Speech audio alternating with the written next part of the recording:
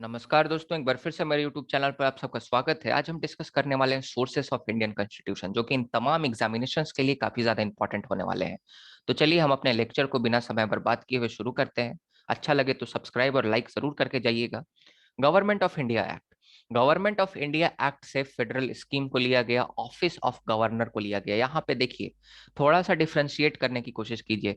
Governor के office को government of India act 1935 से इंस्पायर होकर लिया गया, लेकिन गवर्नर जो है सेंटर के द्वारा अपॉइंट होगा और सेंटर के एजेंट की तरह काम करेगा।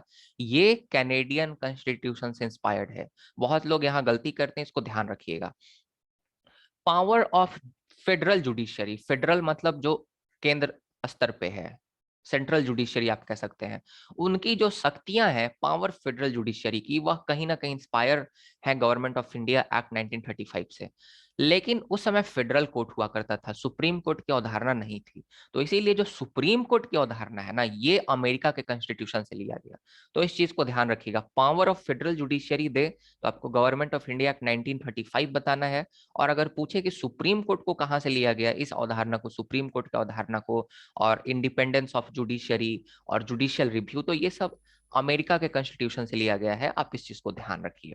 फिर पब्लिक सर्विस कमीशन, जितने भी आपके स्टेट पब्लिक सर्विस कमीशन है, यूनियन पब्लिक सर्विस कमीशन है, ये सबको भी आपको कहां से इंस्पायर होकर लिया गया, गवर्नमेंट ऑफ इंडिया एक्ट 1935 से। उसके बाद इमरजेंसी प्रोविजन अगर दे तो आपको गवर्नमेंट ऑफ इंडिया एक्ट 1935 लिखना है। देखिए, इमरजेंसी प्रोविजन जो है ना, वह जर्मन कॉन्स्टिट्यूशन, जिसको हम लोग वीमर कॉन्स्टिट्यूशन कहते हैं, वहां से भी कहीं ना कहीं इंस्पायर्ड था। अगर ऑप्शन में आपको अगर जर्मन या वीमर कॉन्स्टिट्यूशन दे तो फिर वो आप लगाइएगा, लेकिन ऑप्शन में government of India act they तो फिर आप वो लगाइएगा। दोनों देने पर गवर्नमेंट ऑफ इंडिया एक्ट लगाइएगा। मैं आपको बताता हूँ क्यों। देखिए, इमरजेंसी प्रोविजंस जो हैं यहां से इंस्पायर्ड हुए, लेकिन ये जो बात है ना कि जब इमरजेंसी लागू होगा तो फंडामेंटल राइट को खत्म कर दिया जाएगा, ये जो बात है ना, ये बात जो है, ये वीमर रिपब्लिक जो जर्मन कॉन्स्टिट्यूशन है उससे लिया गया। तो अगर पूछा जाए कि भाई हम लोग जो है इमरजेंसी के टाइम में फंडामेंटल राइट्स को समाप्त कर देते हैं, ये अवधारणा कहाँ से ली गई, तो जर्मन कॉन्स्टिट्यूशन से या वीमर कॉन्स्टिट्यूशन से ली गई है ना। जर्मन वीमर कॉन्स्टिट्यूशन एक ही है। एक वीमर रिपब्लिक की सरकार बनी थी, उसने एक कॉन्स्टिट्यूशन लिखा था जर्मनी में, उसी को वीमर रिपब्लिक कहा जाता है। सिंपल सा लॉजिक है। तो इसीलिए आपको इस चीज को ध्यान रखना है। इमरजेंसी प्रोविजंस हो गए। उसके बाद आयरिश कॉन्स्टिट्यूशन, बड़ा इजी है, डीपीएसपी सबको जानता है, सरकार के नीति निर्देशक तत्व, directive principle of state policy, वहीं से लिए गए। फिर हम लोग राज्यसभा में मेंबर्स को मनोनीत करते हैं, नॉमिनेट करते हैं। 12 मेंबर्स को नॉमिनेट करते हैं जिनका डिफरेंट फील्ड में एक्सपर्टीज होता है, जैसे सोशल सर्विस हो गया, आर्ट्स हो गया, लिटरेचर हो गया, ये सब चीजों में। तो ये भी अवधारणा जो है आयरिश कॉन्स्टिट्यूशन से ली गई है। फिर जो पद्धति है राष्ट्रपति के चुनाव की, method of election of president, right, कैसे चुनाव होता है राष्ट्रपति का, तो सिंगल ट्रांसफरेबल वोट से होता है। Proportional representation, single transferable vote system. तो ये जो मेथड है, ये आयरलैंड के कॉन्स्टिट्यूशन से लिया गया है। उसके बाद यूएस कॉन्स्टिट्यूशन से क्या लिया गया, फंडामेंटल राइट्स लिया गया, ये हम सबको ही जानते हैं, इतना तो सबको पता है। रिटन कॉन्स्टिट्यूशन, वो अलग बात है कि यूएस का कॉन्स्टिट्यूशन सिर्फ 7 आर्टिकल्स में ही समाप्त हो जाता है, और हमने जब अपना संविधान लिखा तो 395 आर्टिकल्स बना दिए। बट अवधारणा की हम लिखित संविधान बनाएंगे, ये तो अमेरिका से ही ली गई। सुप्रीम कोर्ट वाला मैंने आपको समझाया, सुप्रीम कोर्ट की अवधारणा भी यहीं से ली गई। Independence of judiciary, judicial review भी यहीं से ली गई, जिसको न्यायिक पुनर्विलोकन कहा जाता है ना। अब यहाँ पे president as the executive head. अब अलग बात है, देखिए, अब अलग बात है कि अमेरिका के जो प्रेसिडेंट होते हैं एग्जीक्यूटिव हेड होते हैं, मतलब हेड ऑफ स्टेट होते हैं as well as head of government भी होते हैं। बट हमारे यहाँ जो प्रेसिडेंट है सिर्फ एग्जीक्यूटिव हेड है, हेड ऑफ स्टेट है, हेड ऑफ गवर्नमेंट जो है वह प्राइम मिनिस्टर है। मतलब अन्य बाकी शक्तियां जितनी भी है वह प्राइम मिनिस्टर के हाथों में ही है ना। तो आपको इस चीज को ध्यान में रखना है। उसके बाद वाइस प्रेसिडेंट का जो पोस्ट है यहीं से लिया गया, और साथ ही साथ वाइस प्रेसिडेंट काम करेंगे as ex officio chairman of Rajya Sabha, ये भी यहीं से लिया गया। इम्पीचमेंट ऑफ प्रेसिडेंट, जो महाभियोग चलाया जाता है राष्ट्रपति पर, ये भी यहीं से लिया गया है ना। तो ये चीज जो है आपको ध्यान में रखना है। अब एक चीज आप ध्यान में यहाँ एक चीज और रखिए, जब हम इम्पीचमेंट ऑफ प्रेसिडेंट की बात करते हैं जब उनको हटाने की प्रेसिडेंट को, तब हम इम्पीचमेंट शब्द का प्रयोग करते हैं। लेकिन जब हम सुप्रीम कोर्ट के जजेस को हटाने की बात करते हैं, कैग की बात करते हैं, मतलब कंट्रोलर एंड ऑडिटर जनरल को हटाने की बात करते हैं, चीफ इलेक्शन कमिश्नर को हटाने की बात करते हैं, हाई कोर्ट जजेस को हटाने की बात करते हैं, सुप्रीम कोर्ट जजेस को हटाने की बात करते हैं, तो हम इम्पीचमेंट शब्द का प्रयोग नहीं करते, हम रिमूवल शब्द का प्रयोग करते हैं। मैंने बहुत बार सुना स्टूडेंट्स कहते हैं impeachment of judges of Supreme Court. No, no, you can't say like that. The impeachment word is only specific to the President of India, right? You cannot say that impeachment of judges of Supreme Court. For that, you have to use the term removal of the judges of Supreme Court or High Court, right? That is one important thing, right? So removal of judges of Supreme Court and High Court, actually this provision has also been taken from the US Constitution. After that, जो प्रस्तावना है, जो preamble है, preamble भी US के constitution से ली गई है। अब यहाँ पे एक चीज आपको ध्यान में रखना है, जिससे मैं आज के 2 साल पहले कंफ्यूज हुआ था। मैं जब यूजीसी नेट के पेपर्स लगा रहा था, तो वहां क्वेश्चन था कि लैंग्वेज ऑफ प्रियम्बल अर्थात प्रस्तावना की भाषा हमने कहाँ से ली। तो हमने लगा कि भाई पूरा का पूरा प्रियम्बल का कॉन्सेप्ट जब अमेरिका से लिया है तो भाषा भी वहीं से लेके आए होंगे, बट ऐसा नहीं था।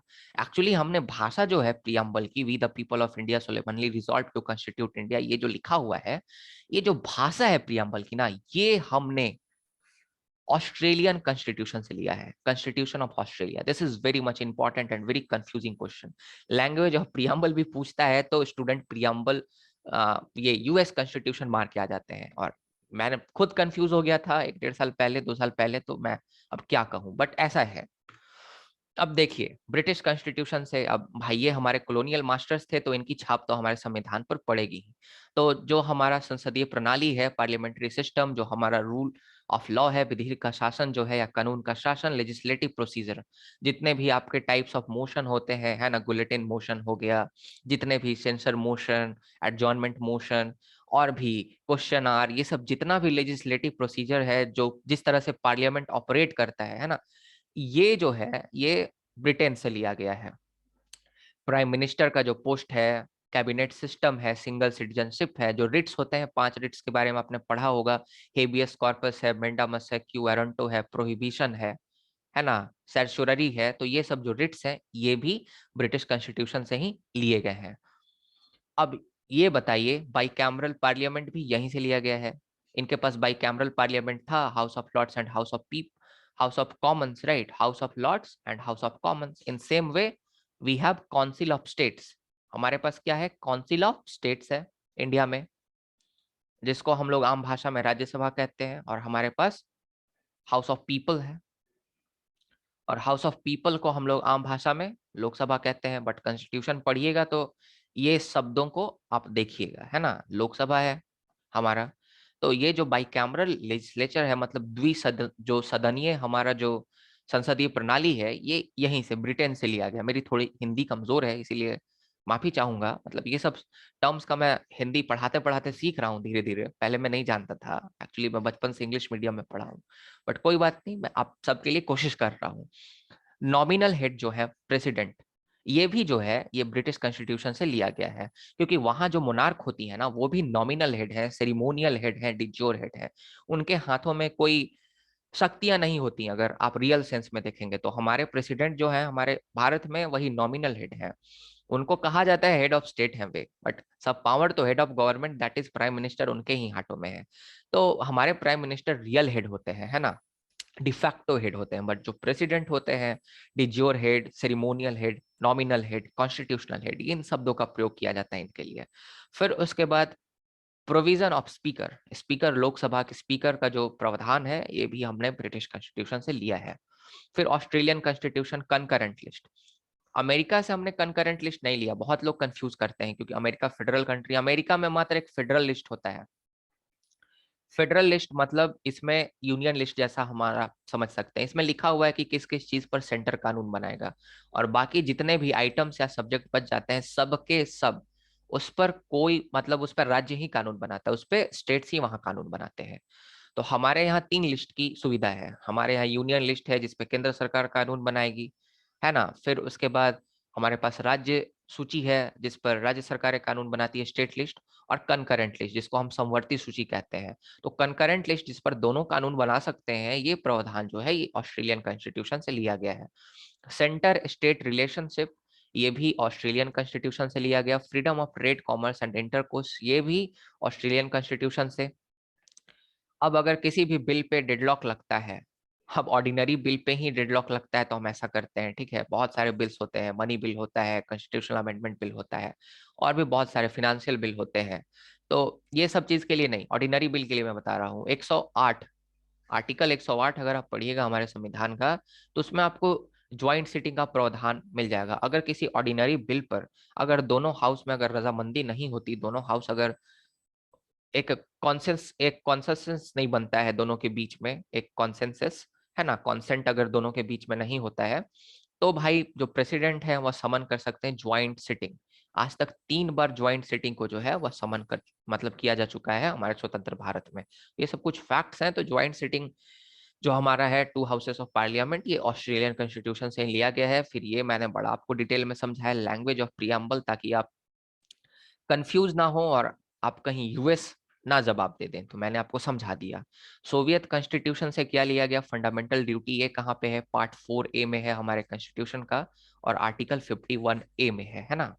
उसके बाद आइडियल ऑफ जस्टिस, तो जो जस्टिस की अवधारणा है ये हमने वहीं से लिया, और जो फ्रेज है ये भी आपको देखने को मिलेगा, justice, social, economic and political, हमारे प्रियम्बल में, वो भी यूएसएसआर के कॉन्स्टिट्यूशन से ही प्रभावित है।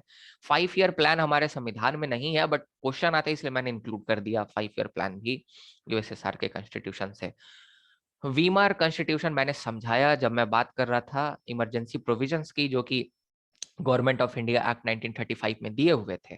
तो वही मैंने आपको वही बता दिया था कि जो ये प्रावधान है कि इमरजेंसी के समय हमारे फंडामेंटल राइट्स को अबोलिश कर दिया जाता है, खत्म कर दिया जाता है, ये विमर कॉन्स्टिट्यूशन से लिया गया है।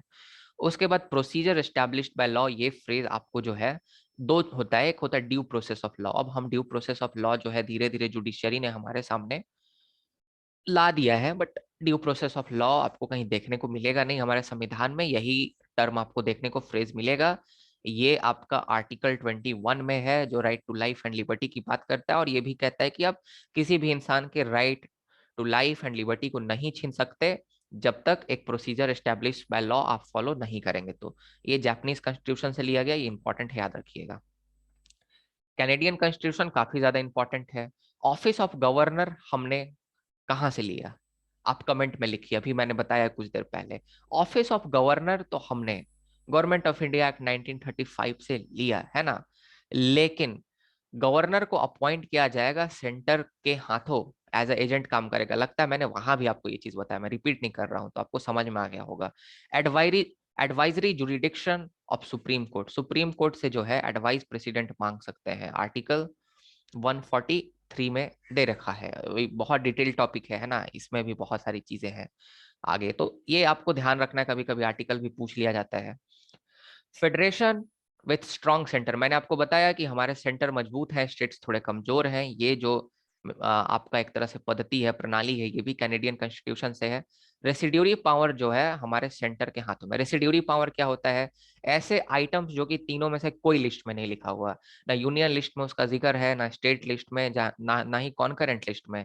जैसे साइबर सिक्योरिटी हो गया। अब साइबर सिक्योरिटी, इंटरनेट तो था नहीं जब संविधान बना रहे थे हमारे संविधान निर्माता, तो बाद में ये सब्जेक्ट पर भी कानून बनाने की आवश्यकता आई। तो अब इस पे कौन कानून बनाए, इस पे कानून कौन बनाता है, केंद्र बनाता है। और ऐसा ही प्रावधान कनाडा में भी था, और वहीं से इंस्पायर होके कहा गया कि भाई जितने भी ऐसे आइटम्स होंगे जो तीनों में से किसी लिस्ट में नहीं दिए गए हैं, वो उस पर केंद्र सरकार जो है कानून बनाएगी, पार्लियामेंट कानून बनाएगा, ना कि विधानसभाएं कानून बनाएंगी। ये आर्टिकल मेरे ख्याल से आप एक बार वेरीफाई कीजिएगा, आर्टिकल 248 में है ना। इस चीज को आपको ध्यान रखना है। फिर south African constitution, south African constitution से बड़ा इंपॉर्टेंट है, ये बहुत बार पूछा जा चुका है। अमेंडमेंट ऑफ कॉन्स्टिट्यूशन, हमारे संविधान में ये आर्टिकल 368 में दिया गया है, पार्ट 20 है इसके लिए, है ना। ये सब भी फैक्ट आप लिखते चलिएगा, ये सब बड़ा इंपॉर्टेंट फैक्ट है। अभी मेरा दिमाग में आता जा रहा है, मैं बताता जा रहा हूँ, है ना, लिखते चलिएगा, याद करते जाइएगा ये सब चीजों को। फिर election of members of Rajya Sabha, Rajya Sabha के मेंबर्स का जिस प्रकार से चुनाव किया जाता है ना, वो भी कहाँ से लिया गया है? वो भी साउथ अफ्रीका के कॉन्स्टिट्यूशन से। विधानसभाएं ही चुनती हैं, राज्य के विधानसभाएं। सिंगल ट्रांसफरेबल वोट से ही चुना जाता है इनको, है ना? प्रोपोर्शनल रिप्रेजेंटेशन ही यूज होता है। तो यही आपका जो भी इम्पोर्टेंट प्रोविजंस था मैंने आपको बता दिया। उम्मीद है आपको लेक्चर पसंद आया होगा। एक लाइक जरूर कीजिएगा, कुछ भी कमेंट कीजिएगा, क्योंकि पता है उस तरह से the algorithm as YouTube is constructed such that it is promoting my video, so it would be helpful for me, it would be fruitful for me that my video would be trending if someone will search this topic. So therefore I request you, please like, share and subscribe. Okay? और अगर आप English में video चाहते हैं तो कह सकते हैं, मैं हिंदी इंग्लिश दोनों बोलता हूं, ताकि मतलब हिंदी इंग्लिश दोनों के विद्यार्थी समझ जाए। थोड़ा हिंदी अभी भी कमजोर है, सीख रहा हूँ, उम्मीद है जल्दी सीख जाऊंगा पूरी तरह से। मतलब हिंदी में बहुत अच्छा हूँ, बट टर्म एग्जाम्पल के तौर पर अब कोई पूछेगा कि रोम्बस को क्या हिंदी में बोलते हैं, ट्रेपीजियम को क्या बोलते हैं, मुझे नहीं पता। एक दो जानता हूँ कि रेक्टेंगल को शायद आयत बोलते हैं कि क्या, इस तरह से होता है। जैसे मेरे से कोई पूछ देगा कि त्रिकोणमिति बताओ, अभी मुझे पता चला कि ट्रिग्नोमेट्री को त्रिकोणमिति भी बोला जाता है। या स्केलन ट्रायंगल को क्या बोला जाता है बता दो हिंदी में, तो मुझे नहीं पता, मुझे इंग्लिश में ही पता है। Equilateral triangle, isosceles triangle. तो इस तरह से प्रॉब्लम्स होता है थोड़ा इंग्लिश मीडियम में जो पढ़े होते हैं बचपन से। कोई बात नहीं, मैं हिंदी अपने स्टूडेंट्स के लिए सीख रहा हूँ, तो मुझे उम्मीद है आप लोग अपलोड जरूर करेंगे। बहुत बहुत धन्यवाद।